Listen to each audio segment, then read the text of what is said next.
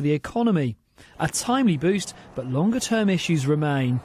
Retailers are urging the government to look again at the visitor visa system, which they say is too confusing, and to reconsider the decision to abolish tax-free shopping, which means that tourists visiting competing cities like Paris and Milan get a 20% discount on purchases compared to here in London.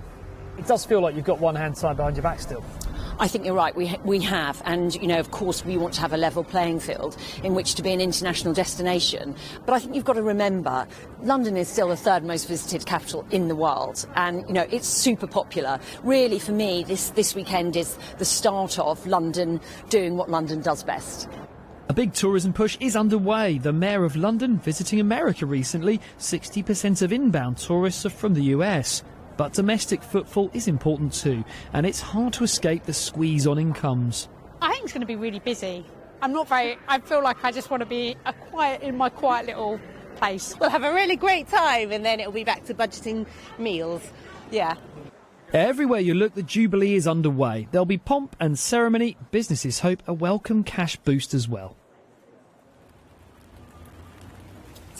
Yeah, and we had another indicator we're on the right path, if you like, today. Flight data shows arrivals from the USA this week are expected to get back to about 87% of pre-pandemic levels. London certainly ready to put on a show. We've got the big showpiece event in central London, of course. There's those beacons being lit up across the city as well, so keep an eye on the London skyline for that. And, of course, street parties, get-togethers, thousands of them across the city. And on that note, if you're having a get-together, large or small, do get in touch. That address to send your pictures, videos in is hello@bbc.co.uk. Now look, there's no doubt it's still a very difficult period for the high street. Headwinds, they call them. Things like those tax issues, recruitment's a problem as well, Sunday restricted openings as well. So we're in a pretty tricky period, but I think everyone hoping this big bumper bank holiday will give a big boost. But I think that obsession at the moment is hoping that other British obsession, the weather, plays ball. And at the moment, as you can see, it's not really. Well, we'll find out more about that later. Thanks, Mark. Lots more to come, including... I'll be in Camden finding out if the disused railway track behind me could be London's next big tourist attraction.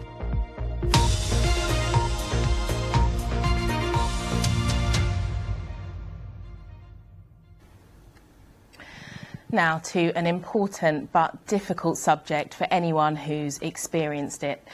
Losing a baby is one of the most painful things anyone can go through, let alone speak about. But a couple from South London have spoken to the BBC because they say they want to prevent anyone else going through what they did. When Laura had a miscarriage at 15 weeks, she had to keep the remains of her baby in a fridge at home because NHS staff said they couldn't store them safely. Well, Lewisham and Greenwich NHS Trust has apologised. The BBC's global health correspondent, Tulip Mazunda, reports, and there are some upsetting and graphic descriptions in her report. There's a sprig of leaves that we took from our garden, and then the other thing in here, we've got the baby's ashes. These precious items, a memory box for Laura and Lawrence's baby, some comfort in a time of utter despair. It's been just 2 months since the couple suffered a late miscarriage, 15 weeks into their pregnancy. It happened after they were sent home from hospital, having been told their baby no longer had a heartbeat. There were no beds available, the hospital said, for Laura to give birth there. I woke up in really quite bad pain. I felt a lot of pressure, and so I ran upstairs to the bathroom, and that's where I delivered the baby.